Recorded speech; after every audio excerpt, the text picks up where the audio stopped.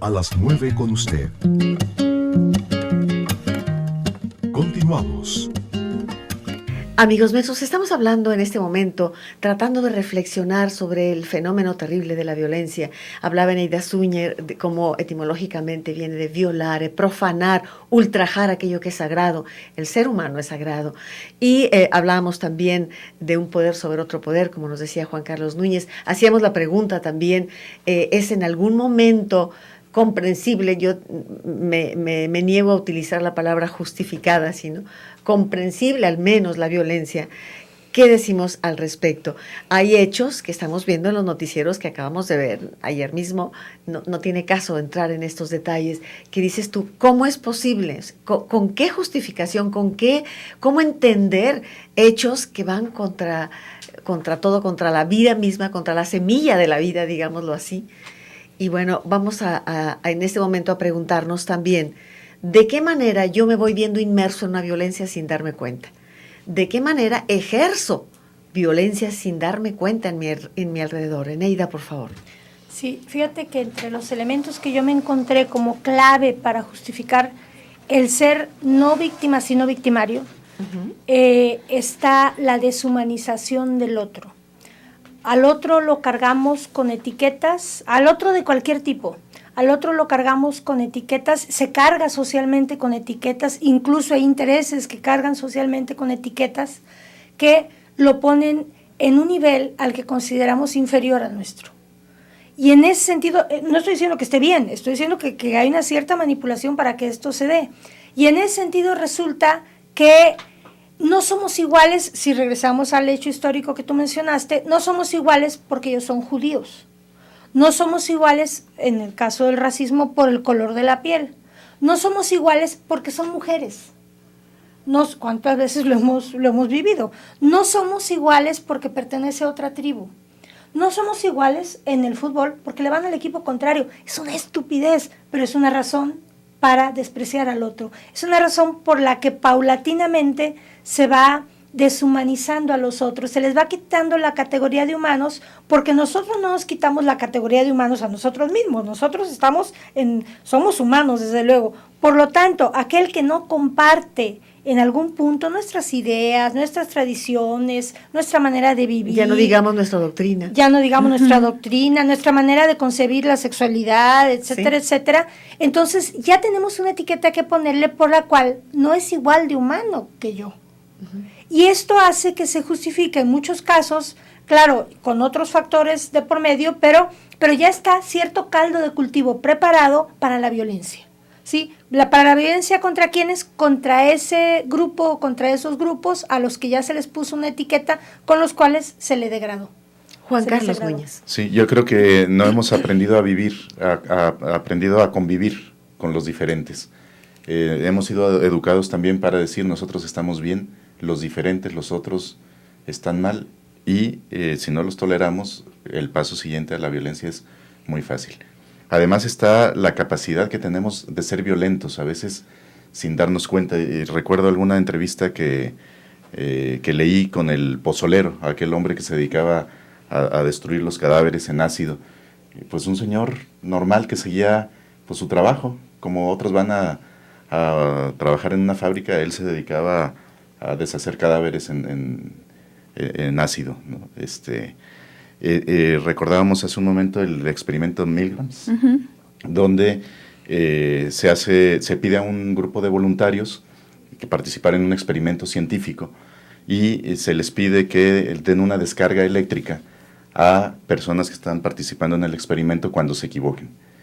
Y la capacidad de seguir la orden al pie de la letra y sin mayor reflexión, de ir dando una descarga eléctrica cada vez mayor, es asombrosa el resultado. La mayor parte de la gente iba directamente a dar la descarga eléctrica y cada vez en aumento, aunque el otro estuviera sufriendo. Claro, era un experimento y no era cierto que eran actores, pero no todos, la mayoría aplicaba la carga eléctrica. Y cada vez más fuerte. Qué barbaridad. Ninguno decía, por ejemplo, me niego a hacerlo. Sí decían. El asunto es que, aunque decían, oye, ¿de verdad esto va a servir de algo? Sí, tú dale toques, porque les habían dado pero además les habían dado un recurso financiero como para que colaboraran con el estudio, les habían dado algunos beneficios, y entonces ellos cuestionaban, pero aún así, a pesar de que cuestionaban, todos pararon en un punto, pero todos llegaron a descargas que de ser reales matarían al ser humano. Y es evidente que entraban en conflicto con su conciencia, pero era una instrucción. Ya. Era una instrucción. El sometimiento de tu voluntad a otro. Así es. Porque le concedes mayor capacidad de decidir sobre lo que es bueno y es malo. Y como eso lo vamos reproduciendo, a lo mejor no en toques eléctricos, pero el que tiene el poder de firmar un papel, de seguir una instrucción al pie de la letra sin mayor consideración. Sí. ¿No? El otro día estuve en el hospital civil apoyando a una mujer de la Sierra Wixárika que tenía un niño enfermo, y bueno, gente que procedía según el reglamento sin ningún tipo de consideración. Sí, según el reglamento. Ahí es cuando las cláusulas de la ley, el legalismo, va por encima del espíritu de la ley. Y a mí lo que me asusta es la capacidad que tenemos todos de ser violentos, porque yo cuando conocí ese experimento me preguntaba, bueno, y si yo hubiera estado en esa silla, ¿qué hubiera hecho? Y probablemente también le hubiera dado al botoncito. Bueno, esto nos lleva directamente a una siguiente pregunta. Dices, Juan Carlos, la capacidad que tenemos todos de ser violentos. ¿Qué me dicen de la explicación de la violencia como esa neurosis colectiva, como esa rabia, enfermedad? Estoy hablando de un sinónimo de una enfermedad, pero contagiosa en todo caso, que se va como un virus reproduciendo. Hay una película de ciencia ficción en donde la Tierra se ve inmersa en esa rabia, pero la rabia empezó por ser una pequeña rabia, supongo yo. ¿Qué opinan de la violencia como enfermedad, primero individual y luego colectiva? Irene.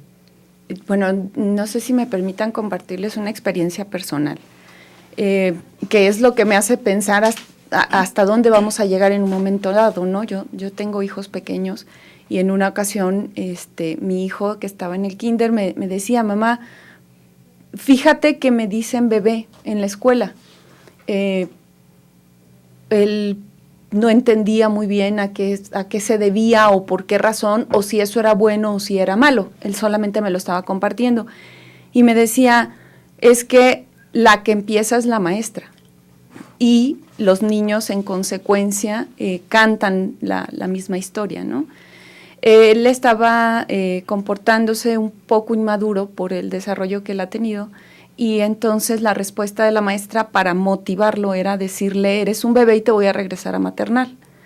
Cuando voy a enfrentar el asunto a la escuela, pues la psicóloga que colabora ahí, que me parece estaba legítimamente preocupada por mi hijo, ella daba la explicación de que los niños son violentos en sí, y que ya me habían advertido que era en casa donde teníamos que hacerlo madurar para que el niño saliera adelante. Y yo le decía, el problema no son los niños, el problema es la maestra. No puede ser, le dije, bueno, es lo que el niño me está compartiendo y yo le creo. Entonces llama a la maestra y la maestra llega con un altero de evidencia de la inmadurez de mi hijo, que soy consciente de eso, él lleva un proceso. Y ella dijo directamente, mira todo lo que pasa, no avanza y demás. Yo por eso le digo, eres un bebé. O sea, ella misma lo dice. Qué barbaridad. Yo volteo con la psicóloga y le digo, entonces no me quedó otra más que decirle abiertamente, deja de decirle bebé, porque él no está entendiendo lo que tú crees, ¿no? Él sabe que lo están violentando. ¿Y no es un bebé? Y no es un bebé, y no es una agresión ser un bebé. Pues no. ¿No? Pero lo están diciendo de tal manera que dos cosas me preocupan. Uno, mi hijo está recibiendo un acto violento, pero los niños están aprendiendo que es legítimo violentar a otros, sobre todo cuando la maestra da el permiso. Con la autorización de la maestra. ¿Sí? Eso me llevó también a asociarlo con un juego que vi en un niño jugando 8 años, 7 años, un juego donde explícitamente, era un juego muy explícito de violencia, donde persigues, matas y sale sangre en cantidades muy, muy impresionantes. La masacre era muy fuerte y yo decía, ¿qué hace este niño solo jugando algo así, sin un respaldo de hasta dónde estamos educando para la violencia y hasta dónde eso que mencionas de ese virus, como si fuera un virus, en realidad es porque lo estamos inoculando desde niños, ¿no? Hasta dónde el asunto de la violencia se está convirtiendo en algo legítimo porque proviene de fuentes legítimas, de casa y de la escuela. ¿Aneida? Sí, es lo que Bourdieu llama la violencia simbólica, cuando estructuralmente se ponen condiciones que generan, no pasó en el caso de tu hijo afortunadamente, pero que generan que el propio violentado les dé la razón a los que lo violentan.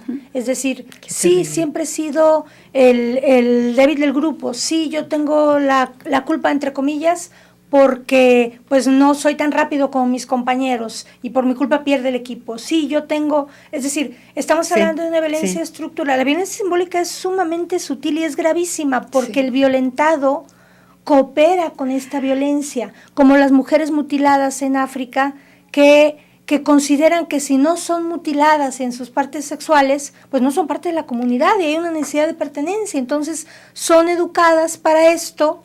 Y ellas mismas cooperan en esto, se prestan a esto de manera voluntaria y es mal vista aquella que no quiere hacerlo. Ahora, estamos hablando de casos extremos, pero esta violencia, como bien lo señala Zeneida, Irene, Juan Carlos, se da cotidianamente, ¿eh? Cuando una mujer agrede a su esposo o el esposo a ella, diciéndole una serie de cosas que no proceden, la misma pareja se empieza a preguntar, bueno, ¿lo habré hecho? ¿Estaré siendo...? Eso es muy grave. Estamos ejerciendo una violencia simbólica, como le explican, o al niño, o al maestro, o a la persona que ayuda.